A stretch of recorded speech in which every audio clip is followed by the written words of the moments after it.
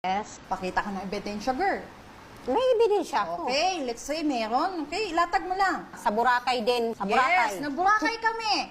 Kaya nga, kayong alam dalawa, mo ang nagburakay relasyon na kayo. na yun. May consent mo na yun. Kayong Alam mo nagburakay na. niyan. Naiwan-iwan nyo yung Nung mga bata. kinikwento mo nga na nasa Baguio ka, kasama mo yung boyfriend mo, Tapos- nanging alam ba kami? May ebidensya ka ba na There boyfriend ko is, yun? Sige of nga, course. sige, sabihin mo. there is. Ilapag mo rin. Oh, yes, there is. Lapag Nandito mo lahat. rin. Kasi Papuntayin kaya mo kong yung mga patunayan na unang meet ko sa mga anak niya, siya pa ako pa ang nag-message sa kanya nung birthday ng anak niya, July 9, nanghihiram pa nung time ng pera to. Yun ang first meet ko, July 9. Nandito lahat ng conversation. Okay, ayaw mo na mukha mo. patulan yung ano mo, yung mga ganyan mo. It's ugali ng non-educated.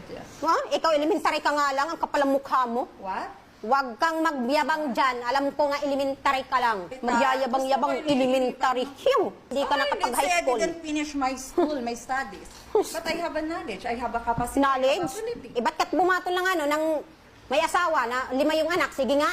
Ba't ka pumatol? Ba't ka rin pumatol? Saan ako pumatol? Sige nga. Ha? Saan ako pumatol? Alam mo sa korte na Ang kapal natin ang mukha nalingan. mo. Kasi ito hindi naman to korte Patawa pa. ka lang. Halatagan pa kita. Huwag ka mag-ano dyan, ano, Ha? dibse. Kabayang Yun tikbalang. naman talaga. Kaysa Huwag ka magtikbak-tikbalang dyan. Ha?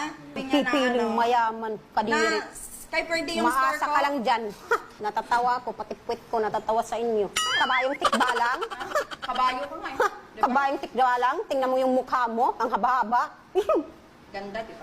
Ganda. Wala ka net. Saan yung maganda sa'yo? Sige nga. Ang kapal ang mukha mo, maganda-gandahan dyan. Appreciate beauty mo, girl. Nakakatawa ka lang. Tumawa ka nga, para kang tikbalang na kabayo. Wow, ganyan pala siyang body shame.